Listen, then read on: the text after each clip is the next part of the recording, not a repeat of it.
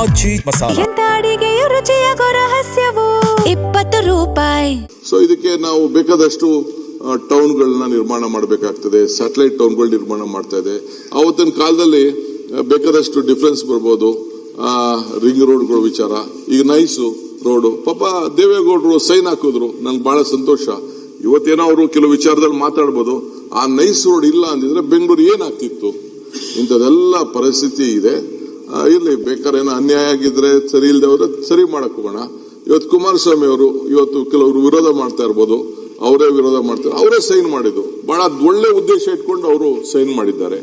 ಹಂಗೆ ಇದು ನಮ್ಮ ಯಡಿಯೂರಪ್ಪನವರು ಈ ದೇಶದ ರೈತರ ಬಗ್ಗೆ ಹಸಿರು ಟವಲ್ ಹಾಕೊಂಡು ಅದಕ್ಕೆ ಆದಂತ ಒಂದು ಸಪರೇಟ್ ಬಜೆಟ್ ಇಟ್ಕೊಂಡು ಪ್ರತಿ ಹಂತದಲ್ಲೂ ಕೂಡ ಅವ್ರ ಕಾಲದಲ್ಲಿ ಅವ್ರಿಗೆ ಫುಲ್ ಟೈಮ್ ಸಿಕ್ಲಿಲ್ಲ, ಮಧ್ಯ ಕಟ್ಟಾಯ್ತು. ಆದ್ರೂ ಕೂಡ ಅವ್ರದೇ ಆದಂತ ಒಂದು ದೊಡ್ಡ ತ್ಯಾಗವನ್ನು ಕೂಡ ಮಾಡಿದ್ದಾರೆ. ನಮ್ಮ ಸಿದ್ದರಾಮಯ್ಯನವರು ಅನ್ನ ಹೊಟ್ಟೆ ಯಾರು ಹಸ್ಕೊಂಡು ಇರಬಾರ್ದು ಅಂತ ಹೇಳಿ ಕೊಟ್ಟಂತ ಭಾಗ್ಯಗಳಿದೆಯಲ್ಲ, ಬಹುಶಃ ಇದು ಇತಿಹಾಸ ಪುಟಕ್ಕೆ ಹೋಗ್ತದೆ.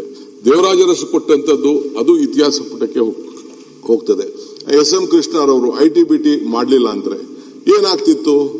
ಇಲ್ಲಿರುವಂತ ಜ್ಞಾನ ಸಂಪತ್ತು ಇಡೀ ವಿಶ್ವದಲ್ಲೇ ಇವತ್ತು ಜನ ನೋಡ್ತಾ ಇದ್ದಾರೆ. ನಾನು ಆಗ್ಲೇ ಮೊನ್ನೆ ಪ್ರೈಮ್ ಮಿನಿಸ್ಟರ್ ಬಂದಾಗ ಕೂಡ ನಾನು ಹೇಳಿದೆ, ವರ್ಲ್ಡ್ ಲೀಡರ್ಸ್ ಯಾವತ್ತು ಏನ್ ಹೇಳಿದ್ರು, ಕೆಳಗಡೆ ನೀವು ಇದ್ರಿ, ನಾವೆಲ್ಲ ವಿಧಾನಸೌಧ ಬ್ಯಾಂಕ್ವೆಟ್ ಹಾಲ್ ಇದ್ವಿ, ಏರ್ಪೋರ್ಟ್ ಇನಾಗ್ರೇಷನ್ ಮಾಡೋಂಥ ಸಂದರ್ಭದಲ್ಲಿ 4-5 ಜನ ಪ್ರೈಮ್ ಮಿನಿಸ್ಟರ್ಗಳು ಬಂದ್ರು 3-4 ತಿಂಗಳಲ್ಲಿ. ಆಗೇನವ್ರು ಅವ್ರದ್ದಿತ್ತು, ಇಡೀ ಪ್ರಪಂಚದ ವರ್ಲ್ಡ್ ಲೀಡರ್ಸ್ ಅವತ್ತು ಬಂದು ಫಸ್ಟ್ ದೆಹಲಿಗೆ ಬರೋರು, ದೆಹಲಿಗೆ ಬಂದವರು ಆಮೇಲೆ ನಾವು ಚೆನ್ನೈಗೆ ಹೋಗ್ಬೇಕು, ಹೈದರಾಬಾದ್ ಹೋಗ್ಬೇಕು, ಡೆಲ್ಲಿಗೆ ಹೋಗ್ಬೇಕು, ಇನ್ನೊಂದ್ ಕಡೆ ಹೋಗ್ಬೇಕು ಅಂತ ಮಾಡ್ತಿದ್ರು. ಈಗ ಮೊದಲು ಬೆಂಗಳೂರು ಬಂದ್ಬಿಟ್ಟು ದೆಹಲಿಗೆ ಹೋಗ್ತಾ ಇದ್ದಾರೆ. ಅಂದ್ರೆ world is looking through Bangalore, India through Bangalore. ಇದನ್ನ ಪ್ರೈಮ್ ಮಿನಿಸ್ಟರ್ಗೆ ಹೇಳ್ದೆ ನಾನು. ಸೊ ವಾಜಪೇಯಿ ಅವರು ಆ ಕ್ವಾಡ್ರಾಂಗಲ್ ಬಗ್ಗೆ ಮಾತಾಡಿದ್ರು, ಆ ರೋಡ್ ಬಗ್ಗೆ ಮಾಡಿದ್ರು. That is A greatest contribution they have done, irrespective of political party. All the leaders, Jawaharlal Nehru ಕಾಲದಿಂದ ಹಿಡಿದು ಇಲ್ಲಿವರೆಗೂ ಯಾರು ಈ ದೇಶಕ್ಕೆ ಆಳ್ತಾ ಇದ್ದಾರೆ, ಅವ್ರದೇ ಆದಂತ ರೀತಿಯಲ್ಲಿ ಕಾಂಟ್ರಿಬ್ಯೂಷನ್ ಮಾಡಿದ್ದಾರೆ. ನಾನು ಯಾರ್ದು ಅನುಮಾನ ಮಾಡಕ್ ಹೋಗಲ್ಲ. ರಾಜಕಾರಣ ನನಗೆ ಬಹಳ ನೋವಾಗ್ತದೆ. ನಿಮ್ಮ ಸ್ಥಾನದ ಪೀಠ ಇದೆಲ್ಲ, ಇಟ್ ಈಸ್ ನಿಮ್ದು, ಇಟ್ ಈಸ್ ನಾಟ್ ವ್ಯಕ್ತಿ ಮೇಲಲ್ಲ. ಇವತ್ತು ನಮ್ಮ ಲೀಡರ್ಸು ಹೆಸರುಗಳು ಕಳಿಸಿದ್ದಾರೆ. They chosen as A candidate, they have not made the speaker. Speaker candidate ಯಾರು ಅಂತ ನಾನು ಕಳಿಸಿದ್ದಾರೆ. ಅದಕ್ಕೆ ನಮ್ಮ ಸ್ನೇಹಿತರುಗಳು ಪ್ರತಿಭಟನೆ ಮಾಡೋದು ಅದು ಸರಿ ಇಲ್ಲ. ದಯವಿಟ್ಟು ಕಳಿಸ್ಕೊಡಿ, ಬರಬೇಕು ನಿಮ್ಮ ಸ್ಥಾನಕ್ಕೆ. ಸ್ಪೀಕರ್ ಆದವರು ಇಬ್ಬರಿಗೂ ಕಿವಿ ಕೊಡಬೇಕು, ಅವ್ರಿಗೂ ಕಿವಿ ಕೊಡಬೇಕು, ನಮಗೂ ಕಿವಿ ಕೊಡಬೇಕು. Is A non party. ಆಗಲೇ ನಮ್ಮ ಪಕ್ಷದ ಮೆಂಬರ್ಶಿಪ್ಗೂ ರೆಸಿಗ್ನೇಷನ್ ಕೂಡ ಅವರು ಕೊಟ್ಟಿದ್ದಾರೆ. ಇಂತಹ ಸಂದರ್ಭದಲ್ಲಿ ಅವರು ದೂರ ಹೋಗಿದ್ದು ನನಗೇನೋ ಒಳ್ಳೇದು ಕಾಣಲಿಲ್ಲ. They should have come, they should speak, they should wish and ಎಲ್ಲ ಜೊತೆಯಲ್ಲಿ ನಾವು ಕೆಲಸ ಮಾಡೋಣ. ಈ ರಾಜ್ಯದ ಹಿತಕ್ಕೆ, ನಮ್ಮ ನಾಡಿನ ಏನು ಜನತೆ ಏನೇನಿದ್ದಾರೆ ಅವರೆಲ್ಲರೂ ಕೂಡ ಗಮನದಲ್ಲಿಟ್ಕೊಂಡು ರಾಜ್ಯದ ಹಿತಕ್ಕೆ ಪ್ರತಿಯೊಬ್ಬರಿಗೂ ಕೂಡ ಇನ್ನು ಮುಂದಕ್ಕೆ ನೆಕ್ಸ್ಟ್ 20-25 ಇಯರ್ಸ್ ಅಲ್ಲಿ ಇಡೀ ರಾಜ್ಯ ಹಸಿರು ರಾಜ್ಯವನ್ನಾಗಿ ಮಾಡಿ, ನೀರು ಎಲ್ಲೆಲ್ಲಿ ಟ್ಯಾಪ್ ಆಗ್ತಾ ಇದೆ ಆ ನೀರನ್ನ ಉಳಿಸಿ ಪ್ರತಿಯೊಬ್ಬ ರೈತರ ಬದುಕಿಗೆ ಇವತ್ತು ಕೃಷಿ, ಬೇರೆ ಉದ್ಯೋಗಕ್ಕಿಂತ ಕೃಷಿ ಮತ್ತು ತೋಟಗಾರಿಕೆ ಇಲ್ಲಿ ಹೈನುಗಾರಿಕೆಯಲ್ಲಿ ಪ್ರತಿಯೊಬ್ಬರು ಕೂಡ ಬದುಕಲಿಕ್ಕೆ ಒಂದು ಅವಕಾಶ ಇದೆ. It is A parallel economy ಸಂದರ್ಭದಲ್ಲಿ ದೇಶದಲ್ಲಿ ಅವಕಾಶ ಇದೆ. ಯಾವ ಟ್ಯಾಕ್ಸ್ ಕಟ್ಟಂಗಿಲ್ಲ, ಏನು ಕಟ್ಟಂಗಿಲ್ಲ. ಅದಕ್ಕೆ ನಾವು ಎಷ್ಟು ಉತ್ತೇಜನ ಕೊಡಬೇಕು. ನಮ್ಮಲ್ಲಿರುವಂತ ಹಳ್ಳಿಗಳಿಂದ, ಈಗ ನಾನು ಬೆಂಗಳೂರು ಬಂದವನು ವಾಪಸ್ ಊರಿಗೆ ಹೋಗಲೇ ಇಲ್ಲ, ನಾನು ವಿದ್ಯಾಭ್ಯಾಸಕ್ಕೆ ಬಂದವನು. ಅದಕ್ಕೆ ಒಂದು ಹೊಸ ಆಲೋಚನೆಯನ್ನ ಮಾಡಿದ್ದೇನೆ. 10,000 ಕೋಟಿ ರೂಪಾಯಿ CSR ದುಡ್ಡನ್ನ ಪ್ರಣಬ್ ಮುಖರ್ಜಿ ಅವರು ಕೊಟ್ಟರು. ಪ್ರಣಬ್ ಮುಖರ್ಜಿ ಅವರು ಅದಕ್ಕೊಂದು ಆದೇಶ ಮಾಡಿದ್ರು. ಸೊ ಆ CSR ಫಂಡ್ ನ ಫಸ್ಟ್ ರೂರಲ್ ಎಜುಕೇಶನ್ ಕೊಡಿ ಅಂತೇಳಿ ನಾವು ರಿಕ್ವೆಸ್ಟ್ ಮಾಡ್ತಾ ಇದ್ದೇವೆ. ಅದಕ್ಕೊಂದು ಹೊಸ ಪಾಲಿಸಿ ಬಂದಿದ್ದೇನೆ.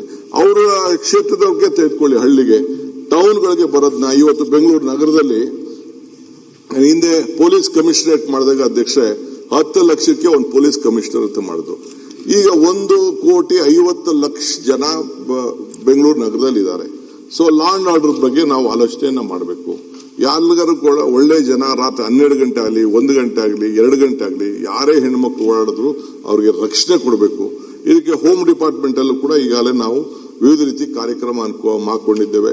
ಡ್ರಗ್ಸ್ ಮುಕ್ತ ರಾಜ್ಯ ಮಾಡಬೇಕು ಅಂತೇಳಿ ಈಗಾಗಲೇ ನಮ್ದು ದೊಡ್ಡ ಪರಮೇಶ್ವರ್ ಅವ್ರ ಕಾಲದಿಂದ ಈಗಾಗಲೇ ನಮ್ಮ ಇವರು ಪ್ರಿಯಾಂಕ್ ಖರ್ಗೆ ಅವರು ಅವ್ರದೇ ಆದಂತ ರೀತಿ ಮಾಡಿದ್ದಾರೆ.